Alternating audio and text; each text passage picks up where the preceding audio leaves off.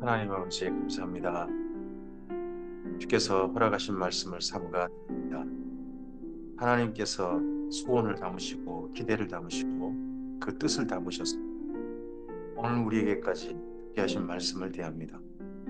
주님, 듣게 하시고 볼 수 있게 하시고 깨닫게 하옵소서. 말씀 속에 맨 처음 기록하실 때 감동하셨던 성령님, 삼가 듣는 우리들에게도 감동하여 주시옵소서. 그래서 하나님의 뜻이 우리 안에 성경에 새겨지는 것처럼 온전히 새겨지게 하시고 담겨지게 하시고 녹아들게 하옵소서. 우리 안에서 사라지는 게 아니라 보존되어져서 우리의 삶으로 이 땅 가운데 드러나게 하옵소서. 세상을 향한 빛으로 빛나게 하옵소서. 오늘 우리의 삶이 하나님의 맛이 되게 하옵소서. 부탁드리오며 예수님 이름으로 기도합니다. 아멘. 네, 오늘은 요엘서 1장부터 3장까지 말씀을 함께 읽도록 합니다.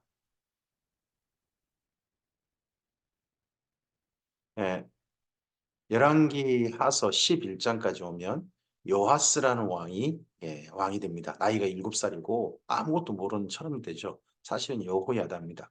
그때 요하스 왕이 될 때 성전에 모여서 성전의 사람들이 모여서 그리고 난 다음에 일이 이루어지게 됩니다.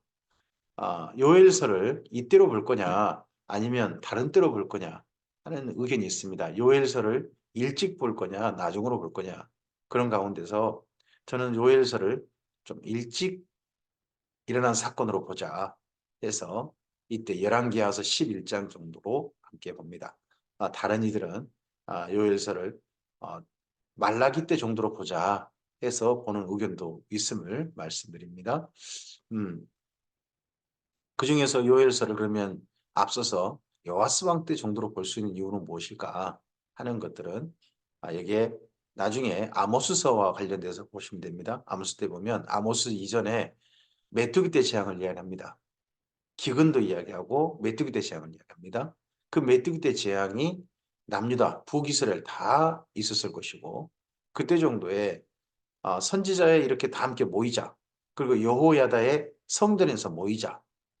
이것이 함께 모여져서 남유다에 그나마 개혁이 일어나는 또 그리고 어떻게 보면 아달랴의 그 바알을 향해 달려갔던 걸음을 멈추고 하나님을 향하여 다시 여호와 하나님을 향한 걸음을 다시 시작하는 그런 시간이 요엘서이지 않을까 싶습니다. 저는 요엘서 1장입니다.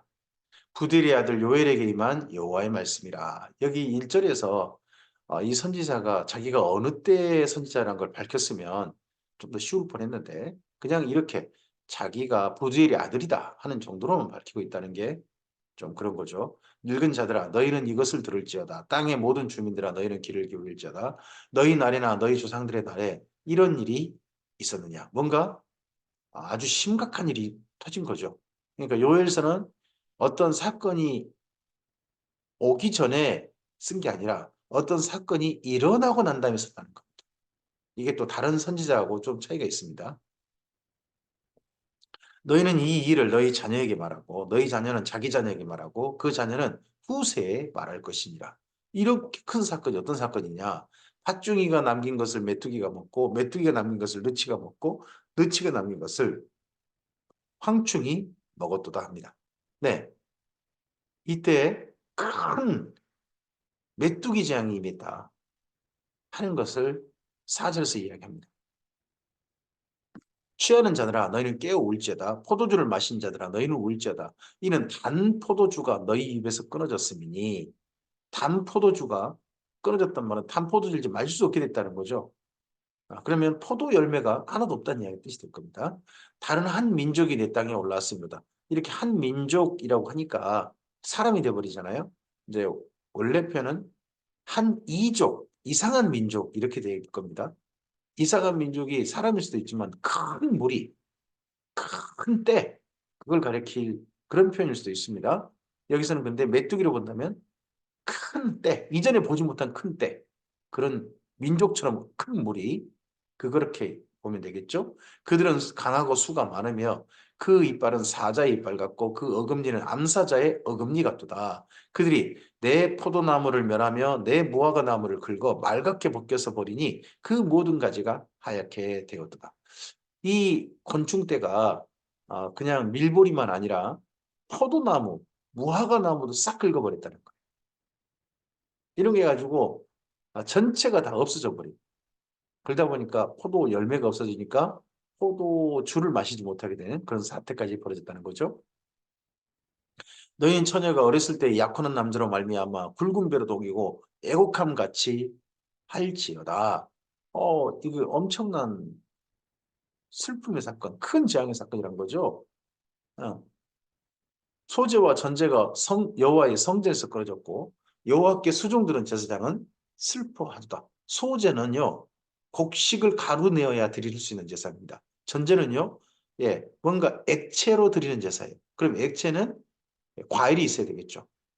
과일. 그럼 밀보리가 있어야 드리는 제사가 소재고, 그리고 올리브나 그리고 포도 같은 게 있어야 드릴 수 있는 제사가 전제입니다. 근데 이 두 개가 다 드릴 수 없습니다. 싹 갉아먹어 버린 거겠죠. 밭이 황무하고 토지가 마르니 곡식이 떨어지며 새 포도주가 말랐고 기름이 아이다. 이 기름이란 올리브 기름을 말합니다. 농부들아 너희는 부끄러워할지어다. 포도원을 가꾼 자들아 곡할지어다. 이는 밀보리 때문이라 밭의 소산이 다 없어졌습니다.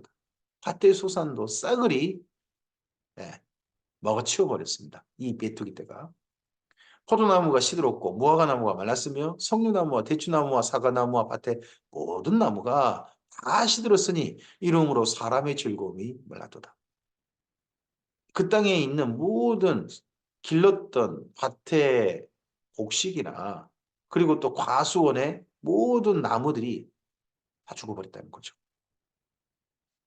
제사장들아 너희는 굵은 배로 동이고 슬피 울자다. 제단에 수종 두른 자들아 너희는 울자다.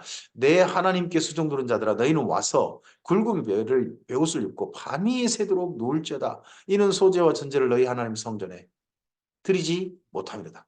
하나님 성전에 드릴 것이 없을 정도로 완전히 씨가 말랐다는 거죠. 그러니까 이게 이때 성전에 모이자. 성전에 모여서 하나님 앞에 울자 하는 그런 네, 선포, 그런 외침이 1장에서 있습니다. 너희는 금시기를 정하고 성회를 소집하여 장로들과 이 땅의 모든 주민들을 너희 하나님 여호와의 성전으로 모으고 여호와께 부르짖을지어다. 슬프다 그날이여 여호와의 날이 가까웠나니 곧 멸망같이 전능자에게로부터 이르리로다. 먹을 것이 우리 눈 앞에서 끊어지지 아니하였느냐. 기쁨과 즐거움이 우리 하나님의 성전에서 끊어지지 아니하였느냐. 지금 모든 즐거움이 다 끊어져 버렸다는 거죠. 이 땅의 곡식도 끊어졌습니다. 뿐만 아니라 만약에 이게 요아스 때 이야기라면 하나님의 성전 앞에서 성전에서 즐거워하는 그런 모임도 앞으로 끊어져 버릴 겁니다. 왜요? 점점점 아달랴의 시대 이후로 아달랴의 후손이 아달랴의 그다음 후세대가 후계가 그렇게 세워진다면 나라가 바알의 나라가 될 것이고 바알의 나라가 되면 성전에서 어떻게 보면 드릴 수 있는 모든 일들이 사라져 버리겠죠. 바알의 나라가 돼 버릴 테니까. 흙이 흙덩이 아래에서 썩어졌고 창고가 비었고 곡간이 무너졌으니 이는 곡식이 시들었습니다. 씨가 흙덩이 아래에 썩어졌어요. 이건 뭘까요? 기근이에요. 씨를 뿌렸는데 싹이 나지 않는 거예요. 흙 아래에서 발화했다가 싹이 났다가 그냥 썩어버리는 거예요. 이를 올라오지 못하고 싹이 따지 않고 가축이 울부짖고 소떼가 소란하니 이는 꼴도 없어요. 푸른 풀이 없는 거죠. 양 떼도 피곤하도다. 여호와여 내가 부르짖으오니 불이 목장의 풀을 살랐고 불꽃이 들의 모든 나무를 살랐음이로다. 들짐승이 주를 향하여 헐떡이오니 시내가 다 말랐고 들의 풀이 불에 탔음이니이다. 기근이 들었는데 기근에다가 메뚜기 전까지 왔고 이 기근으로 말미암아 자연 발화, 산불 같은 게 났다는 거죠. 요즘 우리도 그런 너무나 뜨거워가지고 가뭄이 너무 오래돼가지고 전 세계적으로 심각한 산불 나는 것들을 우리 뉴스 접하잖아요. 근데 이 땅이 이렇게 된 거죠. 삼중 어려움이 그냥 온 거죠. 이런 게 진짜 하나님께 제발 모이자. 바알을 향해 갔던 걸음들을 멈추고 하나님을 향해 가자 하는 걸로 요아스 왕 때라면 가능한 부르짖음이 됐겠고 가능한 백성들을 설득할 만한 이유가 되겠죠. 요엘서 2장입니다. 시온에서 나팔을 불며 나의 거룩한 산에서 경고의 소리를 질러 이 땅 주민들로 다 떨게 할지니 이는 여호와의 날이 이르게 됨이니라. 이제 임박하였으니 곧 어둡고 캄캄한 날이요 짙은 구름이 덮인 날이라. 새벽빛이 산꼭대기에 덮인 것 같이 이는 많고 강한 백성이 이르렀습니다. 이 같은 것이 옛날에도 없었고 이후에도 대대에 없으리로다. 네, 이때 1차 지금 메뚜기 재앙과 그리고 산불 거기다가 기근, 이 기근이라면 아마도 엘리사 때 요아스 왕 때라면 엘리사 때 7년 기근일 겁니다. 엘리야 때 3년 기근 정도가 아니라 7년 기근. 막 그런 정도 어려움이 있는데 2차로 또 온다는 거예요. 그게 많고 강한 백성이래요. 이 강한 백성이 라고 표현된 이들이 누굴까요? 이 같은 것들이 옛날에도 없었고 이후에도 대대에 없으리라고 하는 엄청난 백성이라는데 불이 그들의 앞을 사르며 불꽃이 그들의 뒤를 태우니 그들의 예전의 땅은 에덴 동산 같았으나 그들의 나중의 땅은 황폐한 들 같으니 그것을 피한 자가 없도다. 이 백성들이라고 하는 때가 지나가면요. 그전에는 푸른 풀이 있었고 나무가 있었고 곡식이 있었던 그런 곳들이 완전히 황폐한 들이 되어버리는 거예요. 푸른 것이 남지 않는 거죠. 그 모양은 이 백성의 모양이라고 합니다. 그 모양은 말 같고 달리는 것은 기병 같으며 그러면 말이나 기병은 아니죠. 그들이 산꼭대기에서 뛰는 소리는 병거 소리와도 같고 병거 소리와 같아 보인다는 거죠. 불꽃이 건불을 사는 소리와 같고 강한 군사가 줄을 버리고 싸우는 것 같으니 그 앞에서 백성들이 질리고 무리의 낯빛이 하얘졌도다. 그들이 용사같이 달리며 무사같이 성을 기어오르며 각기 자기 길로 나아가되 그 줄을 이탈하지 아니하며 피차에 부딪히지 아니하고 각기 자기 길로 나아가며 무기를 돌파하고 나가나 상하지 아니하며 이건 사람들의 모습이 아니라 메뚜기 떼가 순식간에 날아다니는 그 모습을 이렇게 표현한 겁니다. 성중에 뛰어들어가며 성위로 달리며 집에 기어오르며 도둑같이 창으로 들어가니 그 앞에서 땅이 진동하며 하늘이 떨며 해와 달이 캄캄하며 별들이 빛을 거두다. 얼마나 엄청난 때인지 시커매지는 거죠. 그냥 하늘빛이 가려져 버리는 거죠. 햇빛이 가려지고 달빛이 가려지고 여호와께서 그의 군대 앞에서 소리를 지르시고 그의 진영은 심히 크고 그의 명령을 이행하는 자는 강하니 여호와의 날이 크고 심히 두렵도다. 당할 자가 누구이랴. 여기 11절에 여호와의 군대. 이 군대가 그러면 이 엄청난 메뚜기 때 많은 백성이라고 불리는 이렇게 표현한 이 때가 하나님이 데려가셨다는 거 아닙니까? 이 날이 곧 임박했다는 겁니다. 근데 이 군대가 지금 여기 남유다라든지 북이스라엘 이 가나안 땅에 좋은 일 하러 온 것 같습니까? 엄청난 재앙을 일으키러 온 거죠. 이건 뭐 승리하고자 하는 게 아니라 이 땅에 재앙을 하나님을 떠난 백성들에게 하나님께 돌아오라고 하는 하나님의 진짜 참다가 내리시는 재앙이고 징계인 거죠. 제발 이때 돌아오라는 거죠. 그러니까 이 여호와의 군대를 갖다가 기도 군대라든지 우리는 하나님의 군대 해가지고 우리 교회가 이런 군대가 되자 요엘서 2장 11절 말씀을 가지고 그렇게 하면 안 됩니다. 이건 재앙을 일으키는 군대고 그때 좋은 일 가져온 게 아닙니다. 메뚜기 떼를 두고 한 이야기니까. 여호와의 말씀에 너희는 이제라도 이제 이런 일이 왔으니까 여호와의 말씀에 너희는 이제라도 지금이라도 금식하고 울며 애통하고 마음을 다하여 내게로 돌아오라 하셨다. 이런 재앙이 일어난 까닭이 무엇이라는 뜻입니까? 선지자의 이해죠. 해석이고 선포입니다. 1차 엄청난 재앙이 있었고 또 2차로 재앙이 준비되고 있다. 이런 재앙이 우리에게 오기 전에 우리 실제 현실이 되기 전에 제발 이제라도 하나님께 돌아가자. 너희는 옷을 찢지 말고 마음을 찢고 너희 하나님 여호와께로 돌아올지어다. 바알에게 돌아가거나 바알에게 이때 이 재앙을 물리쳐 주시옵소서 나가거나 그러지 말고 하나님께 돌아오라는 거죠. 그 재앙이 무슨 뜻인지 모르고 다시 밭으로 가거나 하지 말고 하나님께로 나오라는 거죠. 그는 은혜로우시며 자비로우시며 노하기를 더디하시며 이내가 그 시사 뜻을 돌이켜 재앙을 내리지 아니하시나니 주께서 혹시 우리 이 혹시라는 말이 우리에게 늘 기억돼야 됩니다. 구약 성경의 선지자들은 혹시라고 하지 확실이라고 하는 단어는 별로 쓰지 않습니다. 혹시 마음과 뜻을 돌이키시고 그 뒤에 복을 내리사 너희 하나님 여호와께 소제와 전제를 드리게 하지 아니하실는지 누가 알겠느냐. 하나님께서 정하신 일을 할지라도 하나님께서 마음을 돌이키시면 그 일이 멈추겠잖아요. 재앙이. 그건 하나님의 뜻에 달린 거죠. 우리는 다만 하나님 앞에 나아가서 하나님의 자비와 긍휼을 구하는 거죠. 너희는 시온에서 나팔을 불어 거룩한 금식일을 정하고 성회를 소집하라.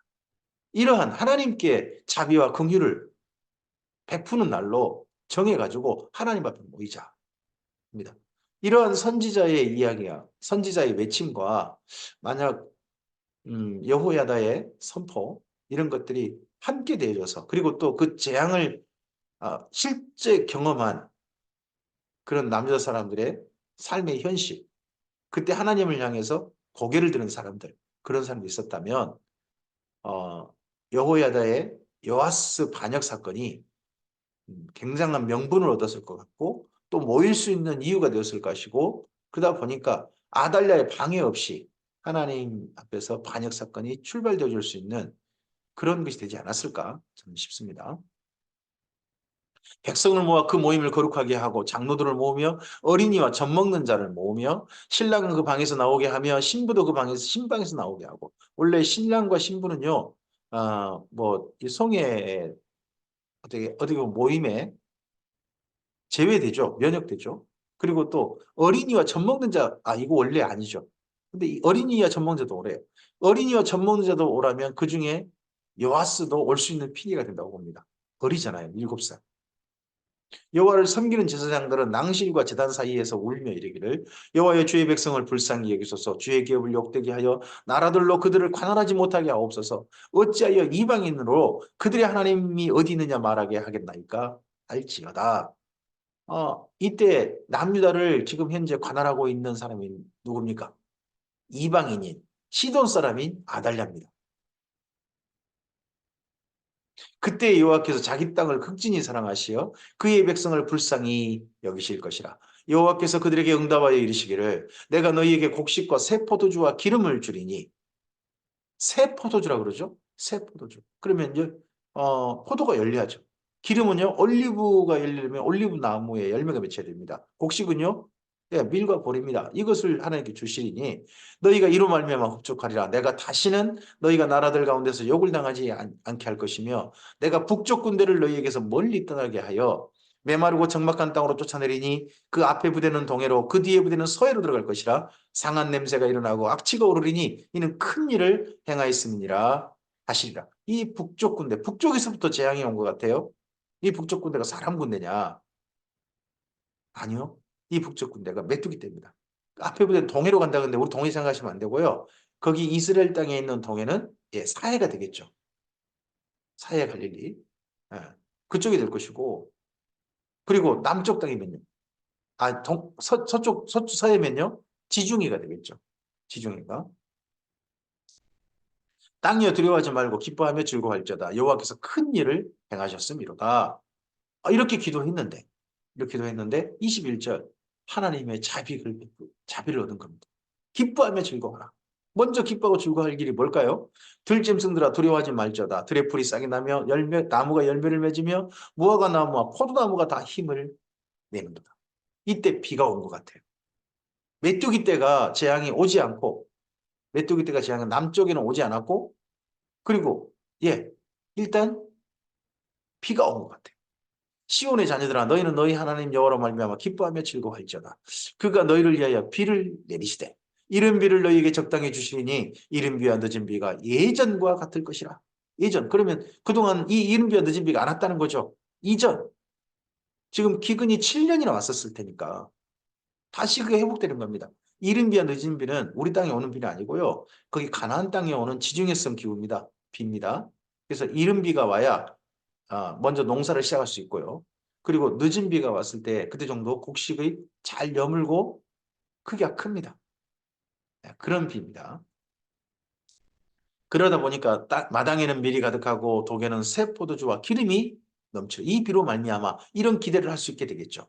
다시 회복되면 내가 전에 너에게 보낸 큰 군대 큰 군대라고 하죠. 곧 메뚜기와 느치와 황충과 팥중이가 먹은 횟수대로 너희에게 갚아주겠다. 그럼 여기 메뚜기, 느치, 황충, 팥중이가 외국 군대냐? 그냥 메뚜기, 느치, 황충, 팥중이 전부 다 메뚜기를 말하거든요. 메뚜기 떼. 메뚜기 떼가 가져온 재앙. 그런 것들이 다시 잊지 않고 벌레들로 소출이 회복되는 거죠. 너희는 먹되 풍족이 먹고 너희에게 놀라운 일을 향하신 너희 하나님 여호와의 이름을 찬송할 것이라. 내 백성이 영원히 수치를 당하지 아니하리로다. 그런즉 내가 이스라엘 가운데 있어 너희 하나님 여호와가 되고 다른 이가 없는 줄을 너희가 알 것이라. 내 백성이 영원히 수치를 당하지 아니하리로다. 이렇게 해서 1차 이 땅이 회복되어졌습니다. 회복되어지면서 하나님께서 원하신 게 무엇입니까? 그 다음 원하신 게 백성들에게는 계속해서 농사가 일정하게 되어서 일상생활이 이루어지는 것일 것이고 거기다가 하나님께서 원하시는 건요. 그들이 하나님과 함께 사는 겁니다. 하나님께서 그들 가운데 있으셔서 그들이 하는 여호와가 되는 겁니다. 네, 바알이 그들의 신이 되는 게 아니라 여호와 하나님께서 그들의 하나님이 되는 그런 날을 기대하십니다. 그 후에 이런 일이 그 당시에 있는 거고 여기 28절에 그 후에는 그때가 아닙니다. 시간이 한참 지납니다. 내가 내 영을 만민에게 부어주리니 너희 자녀들이 장래일을 말할 것이며 너희 늙은이는 꿈을 꾸며 너희 젊은이는 이상을 볼 것이며 그때 내가 또 내 영을 남종과 여종에게 부어줄 것이며 여기 28절 29절은요. 이 예루살렘에서 있는 두 번째 이 요엘 당시에 하나님께 돌아온 사건 말고 예루살렘에서 하나님께로 돌아온 사건 두 번째 사건이 있을 때를 말합니다. 이때는 오순절 성령 강림입니다. 3천 명이 회개하고 세례 받았던 베드로가 설교하고 로마 각 지역에 있는 사람들이 자기 지역 언어로 하나님의 말씀을 들었던 바로 그때가 28절과 29절입니다. 이때 그래서 나중에 베드로가 그 모인 무리들에게 설교할 때에 여기 요엘서 말씀을 인용합니다. 그리고 그 다음에 이루어질 내용이 30절입니다. 내가 이적을 하늘과 땅에 베풀리니 곧 피와 불과 연기 기둥이라. 여기 30절은 언젠가 예수님이 재림하실 때 있을 세상에 나타나는 사건의 모습입니다. 피와 불과 연기 기둥. 이 모습이 하늘에 별이 떨어진다든지 큰 전쟁이 있다든지 그때 사건일 것입니다. 그랬을 때 다시 이스라엘에서 이 예루살렘에서 하나님께로 돌아온 마지막 사건이 있게 될 것입니다. 그래서 예루살렘에 3번의 하나님께 돌아오는 회개 사건이 있을 것이다. 라고 그것이 또한 세상의 징조가 되는 것으로 여기 요엘서 2장에서 이야기하고 있는 겁니다. 여호와의 크고 두려운 날이 이르기 전에 해가 어두워지고 달이 빛빛같이 변하려니와 누구든지 여호와 이름을 부르는 자는 구원을 얻으리니 이는 나 여호와의 말대로 시온산과 예루살렘에서 피할 자가 있을 것이며 남은 자 중에 나 여호와의 부름을 받을 자가 있을 것입니다.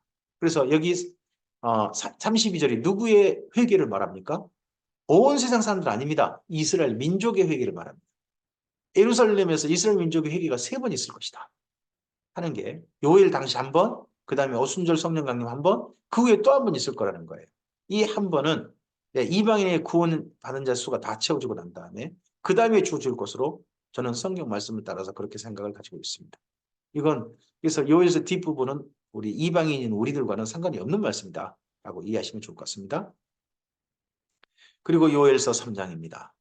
이와 함께 이 땅이 회복되어지고 하나님께 주신 기후가 회복되어지는 그 사건 말고 자연재해가 물러가고 난 다음에 다른 한 가지 더 이야기합니다. 보라 그날 곧 내가 유다와 예루살렘 가운데에 사로잡힌 자들을 돌아오게 할 그때에 내가 만국을 모아들이고 여호사밧 골짜기로 내려가서 내 백성 곧 내 기업인 이스라엘을 위하여 거기에서 그들을 신문하리니 이는 그들이 이스라엘을 나라들 가운데 흩어버리고 내 땅을 나누었으며 또 제비 뽑아 내 백성을 끌어가서 소년을 기생과 바꾸며 소녀를 술과 바꾸어 마셨습니다.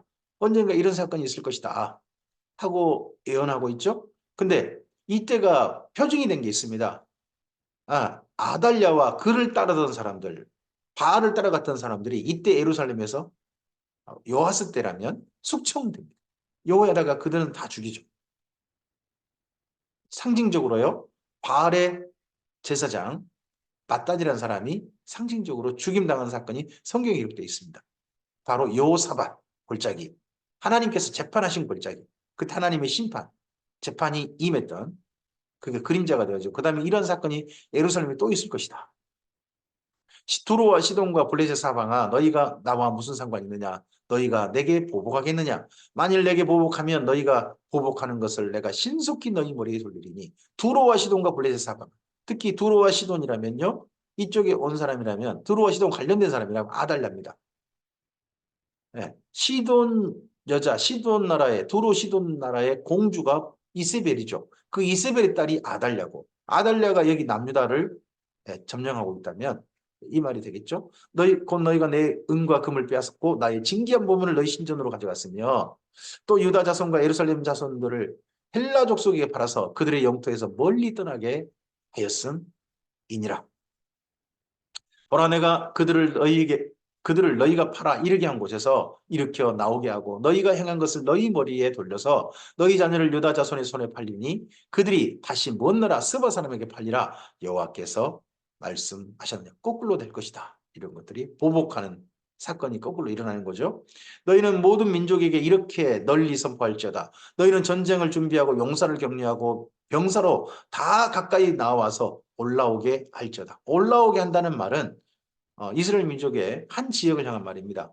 예루살렘을 중심으로 해서 가나안 땅을 중심으로 사람들이 다가오는 걸 가리켜서 올라온다 그럽니다. 그리고 가나안 예루살렘에서 다른 지역을 향해 갈 때는 내려간다라고 표현을 씁니다. 성경에서요. 너희는 보습을 쳐서 칼을 만들지어다. 낫을 쳐서 창을 만들지어다. 약한 자도 이르기를 나는 강하다 할지어다. 큰 전쟁이 있을 것이라는 거죠. 예루살렘에서. 사면의 민족들아 너희는 속기 와서 모일지어다. 여호와의 주의 용사들로 그리로 내려오게 하옵소서. 민족들이 일어나서 여호사밧 골짜기로 올라올지어다. 내가 거기 앉아서 사면의 민족들을 다 심판하려다. 여호사밧, 여호와 샤파트. 하나님께서 재판하신다는 겁니다. 이 골짜기. 예루살렘이 사실 뭐 기드론 골짜기라든지 이런 골짜기가 다 있죠, 산에. 이 골짜기로 올라올지어다. 그래서 예루살렘에서 그 심판이 행해질 것이다. 너희는 낫을 쓰라. 곡식이 이것도다. 와서 밟을지어다. 포도주 틀이 가득히 차고 포도 독이 넘치니 그들의 악이 크니로다. 여기 13절에 두 무리의 추수를 이야기합니다. 먼저는 곡식과 포도는 이스라엘 민족의 봄거지하고 가을거지를 말합니다만은 곡식은요, 하나님께서 거두어 가신 하나님의 백성들이 될 것이고 이 포도주 틀은요, 독은 악이 크다 그러죠. 악한 사람들의 거둠입니다. 악한 사람 거둠. 이 표현을 그대로 나중에 요한계시록 14장에서 사용합니다. 사람이 많으며 심판의 골짜기. 심판의 골짜기가 여호와 샤바트 골짜기입니다. 사람이 많으며 심판의 골짜기에 여호와의 날이 가까움이로다. 여기 요엘 당시에 겪었던 그런 날이 아니라 온 세상 사람들을 심판하시는 날이 언젠가 이르게 될 것이다. 이 예루살렘을 중심한 해와 달이 캄캄하며 별들이 그 빛을 거두도다. 여호와께서 시온에서 부르주시고 예루살렘에서 소리를 내시리니 하늘과 땅이 진동하리로다. 그러나 여호와께서 그의 백성의 피난처 이스라엘 자손의 산성이 되시리로다. 그런 심판의 날에 이스라엘 민족의 구원이 있게 될 것이다. 하고 선지자는 예언합니다. 그런즉 너희가 나는 내 성산 시온에 사는 너희 하나님 여호와인 줄 알 것이라. 예루살렘이 거룩하리니 다시는 이방 사람이 그 가운데로 통행하지 못하리로다. 이런 날이 언젠가 있게 될 것이다. 뭐 이런 날이 선포된 곳이 몇 군데가 있어요. 그걸 가리켜서 천년왕국대가 아니냐. 뭐 그렇게 보기도 하고요. 이방 사람이 통행하지 못할 것이다. 그럼 이걸 어떻게 이해할 것이냐 하는 부분들에 대한 것은 각각의 해석이 몇몇이 있습니다. 그날에 산들이 단포도주를 떨어뜨릴 것이며 작은 산들이 젖을 흘릴 것이며 유다 모든 시내가 물을 흘릴 것이며 여호와의 성전에서 샘이 흘러나와서 시딤 골짜기에 되리라. 이때 예루살렘을 중심으로 해서 모든 물이 가득한 곳이 될 것이다. 평소는 물이 별로 없는 땅입니다, 이곳이. 근데 물이 이렇게 유다 모든 시내도 마저도 물이 흐르는 그런 날들이 있게 될 것이다. 그러나 애굽은 항무지가 되겠고 에돔은 항무한 들이 되리니 이는 그들이 유다 자손에게 포악을 향하여 무죄한 피를 그 땅에서 흘렸음이니라. 애굽과 에돔은 하나님께서 가만두지 않으실 것이다. 나중에 이스라엘 민족이 에돔에게 상당한 권한을 가지고 있는 게 보입니다.